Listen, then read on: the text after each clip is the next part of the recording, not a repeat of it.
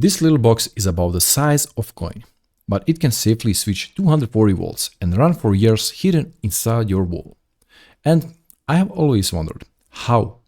So today I'm going to cut one open actually, and what's inside is honestly not what I expected.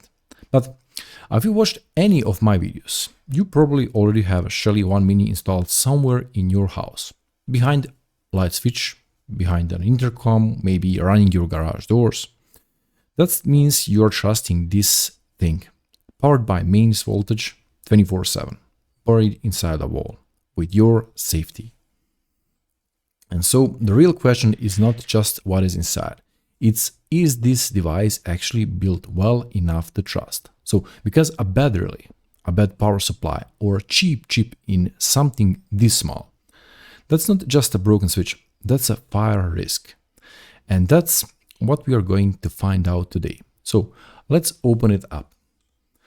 Quick specs before we start. So this is the Shelly 1 Mini Gen3, 29 by 35 millimeters. That's basically the size of a Euro coin. So rated to 8 amps of AC load, Wi-Fi, Bluetooth, and now Matter ready. I want to find out 4 things today. So the thing number 1 is what chip is running the brain of this device. The thing number 2, what really is actually doing the actual switching. So what's inside of this here. Number 3, how does it convert 240 volts down to something that electronics can use safely in a box this small? As you can see, it's really small. And 4, where are the safety features hiding inside of this here? So, all right, scalpel time. So the case is a 2-part shell. No screws, no glue, just plastic clips here. So on the sides. You basically have to sacrifice one of the tabs to get it apart cleanly. I'm working around the edge with the flat head.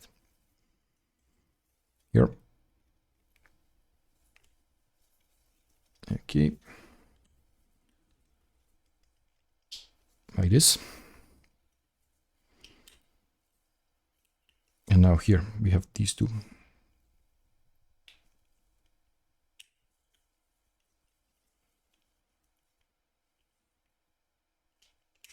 Okay, and other one. Okay. You see, this is a button actually. And well, okay, look at this.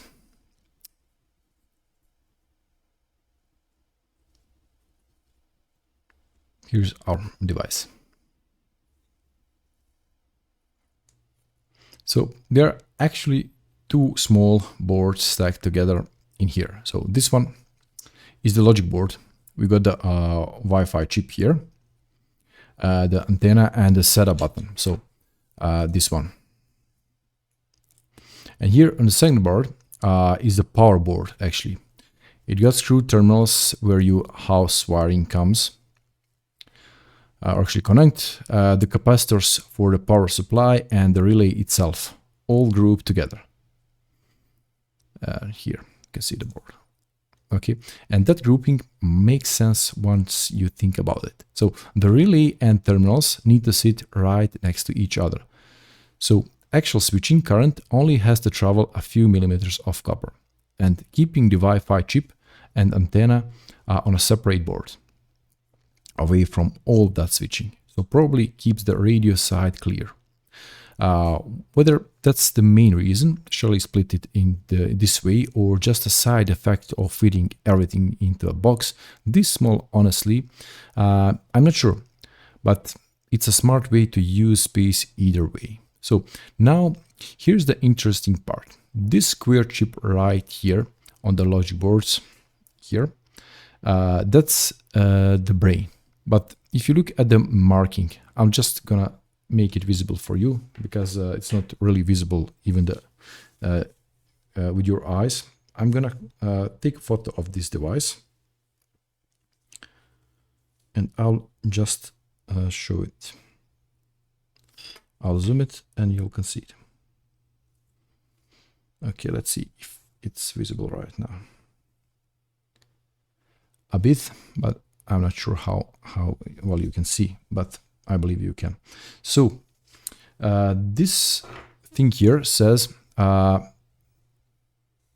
ESP32C3F here, and it says yeah, C38F here, the Shelly ESP. So if you look closely, this even tells you the exact revision of it. So it's a Gen 3, like this, sorry, it's a Gen 3, okay, sorry, Gen 3, version 1.0. So, and that's not a mistake. So Shelly is actually using custom pre-packed ESP32C3 that's built specifically for them. So why bother? Two reasons here. So first, a standard ESP32 module has way more pins than the simple relay actually needs.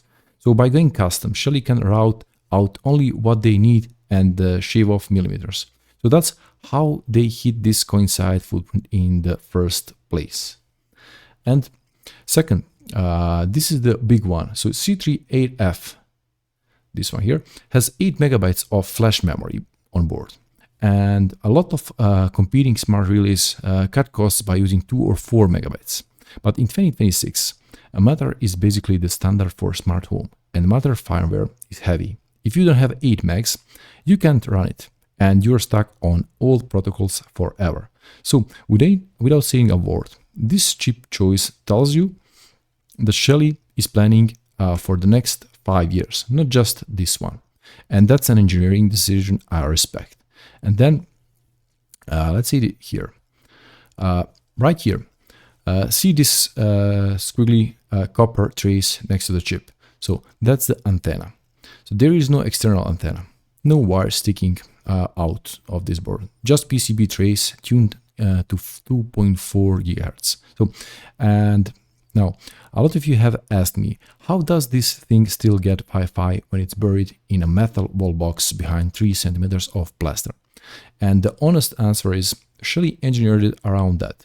So they placed the antenna on the corner of the board that sits closest to the front of the wall box, farthest from any metal, and they use both Wi-Fi and Bluetooth, so even 2.4 GHz Wi-Fi drops out, the Bluetooth signal for direct commissioning still works. So this is not magic, it just got RF layout in a tiny space like this one here.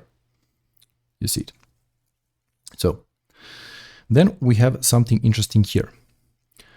This right corner here, you see it. So this is my favorite part actually, because this is where the real engineering happens.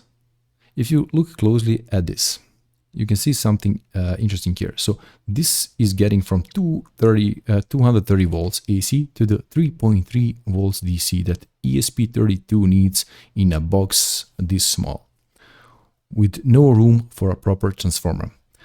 Is a serious challenge. So here's something you'd only notice with the boards apart. So the power supply actually splits across both boards. The bulky part, the big electrolytics capacitors, live on the power board next to the terminals.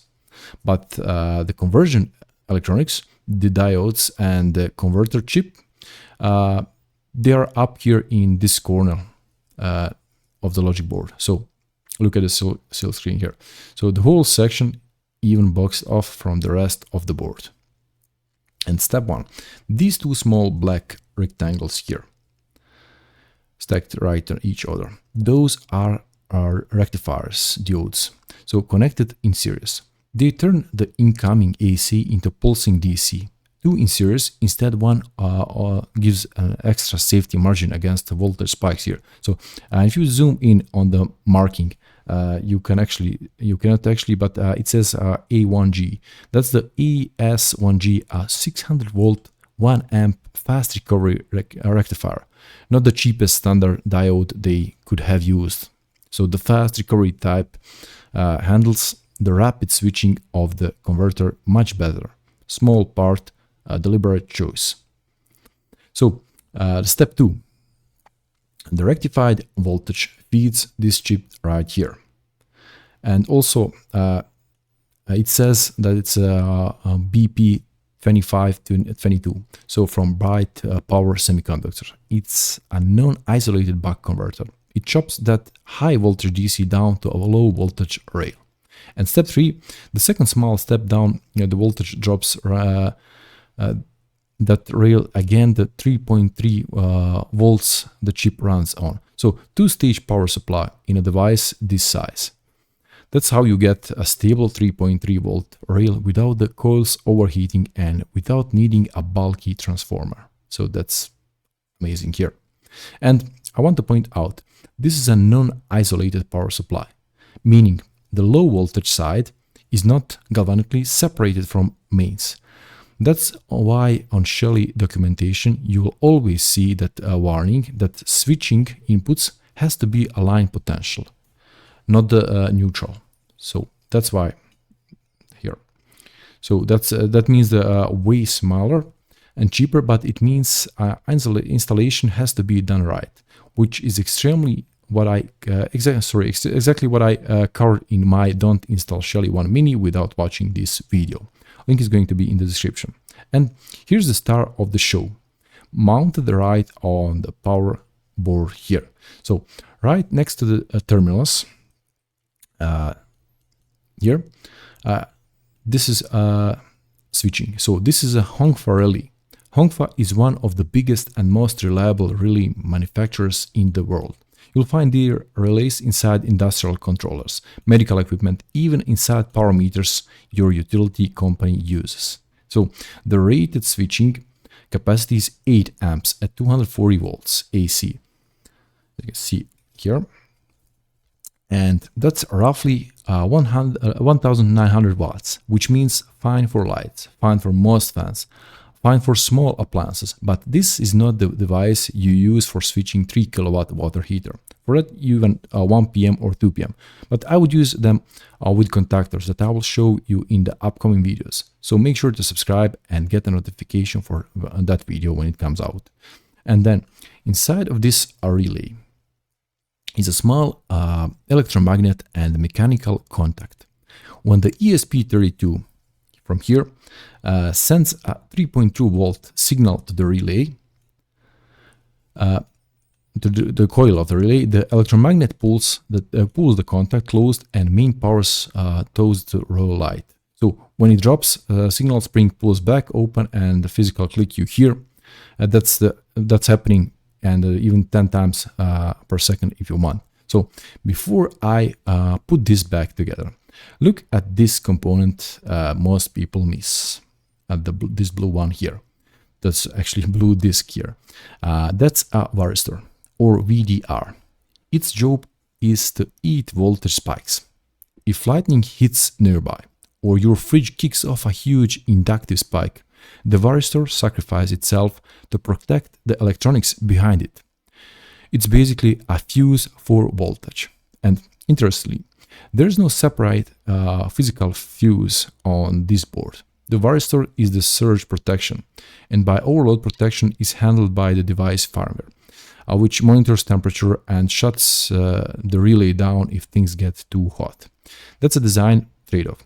A less board space used, but it means the protection against overcurrent is your circuit breaker in the panel, not something inside the Shelly.